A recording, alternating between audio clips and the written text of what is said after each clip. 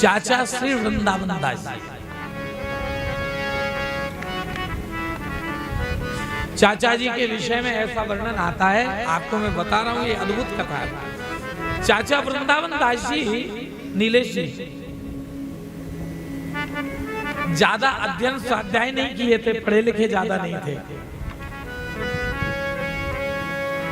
अपने श्री गुरुदेव की शरणागति लेकर राधा वल्लभ लाल जी के मंदिर जाते थे।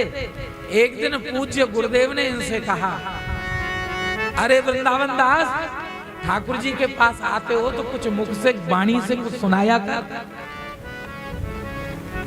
ठाकुर जी तो उसी से प्रसन्न होते हैं जो वाणी से सुंदर पद गा गा करके राधा वल्लभ लाल को सुनाता है। चाचा वृंदावन दास जी के हृदय भर गया कि मुझे तो अक्षर का ज्ञान भी नहीं है, और जिसे अक्षर का ज्ञान भी नहीं है उसके मुख से वाणी निकले कैसे, और वाणी जब निकलेगी नहीं तो फिर ठाकुर जी को पद सुनाए कैसे। बहुत ध्यान से सुनना। और गुरु जी ने कहा है, गुरु की आज्ञा का उल्लंघन हो रहा है। जिस देह से गुरु की आज्ञा का उल्लंघन हो उस देह को त्याग देना चाहिए। इस देह को रखकर मैं क्या करूंगा? गुरु जी ने कहा, ठाकुर जी को वाणी पद सुनाओ। मैं तो अंगूठा टेक ठहरा, मैं बगैर पढ़ा लिखा ठहरा, मैं कैसे जो है ठाकुर जी को पद सुनाऊंगा। कहते हैं चाचा वृंदावन दास जी को बात लग गई और श्री वृंदावन दास जी यमुना जी के किनारे पहुंचे, जहां यमुना का जल बहुत गहरा था, तैरना जानते नहीं थे। ऊंचे घाट से आज अपनी आत्महत्या करने के लिए चाचा वृंदावन दास जी ने यमुना में छलांग लगा दी। कहते हैं श्री यमुना जी साक्षात प्रकट होकर चाचा वृंदावन दास जी को गोद में लेकर वापस घाट पर ले जाकर बिठा दी। वृंदावन दास जी को लगा, अरे मेरे प्राण कैसे बच गए। दोबारा छलांग लगाई तो श्री यमुना जी ने उन्हें दोबारा ऊपर पहुंचा दिया। तीसरी बार फिर छलांग लगाई, श्री यमुना जी ने फिर उन्हें गोद में उठाया, घाट पर विराजमान कर दिया। श्री यमुना जी ने चाचा जी से कहा, वृंदावन दास, तू क्यों मृत्यु को बार बार गले लगाना चाहता है? क्यों मेरे जल में तू बार बार कूद जाता है? क्यों तू आत्महत्या कर लेना चाहता है?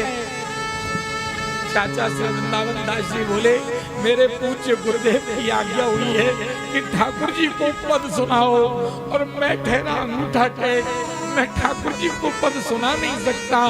मेरे मुख में वाणी आती नहीं, मैं पढ़ा लिखा हूँ नहीं, और गुरु जी की बात का उल्लंघन हो रहा है इस देह से। और जो देह गुरु की बात का उल्लंघन करे उसका मर जाना ही बेहतर है। इसलिए आज आत्महत्या करना चाहता हूँ। श्री यमुना जी ने चाचा वृंदावन दास के माथे पर हाथ घुमा कर कहा, जाओ वृंदावन दास, आज से तुम्हारे मुख से वाणी प्रस्फुटित होगी, मैं आशीर्वाद देती हूँ। आज वृंदावन दास आए, अपने जीवन का पहला पद राधा वल्लभ लाल जी को सुनाया। पढ़े लिखे थे नहीं तो लिपिबद्ध कौन करे, इनकी वाणी को लिखे कौन?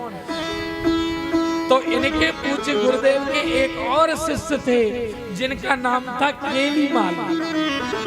क्या नाम था? केलीमाल। चाचा वृंदावन दास जी के मुख में यदा कदा कभी कभी वाणी आती थी, और जब वाणी आती थी मुख में तब तुरंत केलीमाल को बुलाते, केलीमाल वाणी आई, केलमाल वाणी आई, और केलमाल जी तुरंत सामने कागज और कलम लेकर के बैठ जाते, और चाचा वृंदावन दास जी मुख से जो पद गाते उसे अपने हाथों से केलीमाल जी लिख देते। ऐसे चाचा वृंदावन दास जी, वृंदावन दास जी की तो बात ही निराली है। चाचा वृंदावन दास जी ने जो सुंदर सुंदर वाणियां लिखी है महाराज, उनके विषय में मैं आपको क्या कहूं। चाचा जी के सुंदर सुंदर पद मिलते हैं।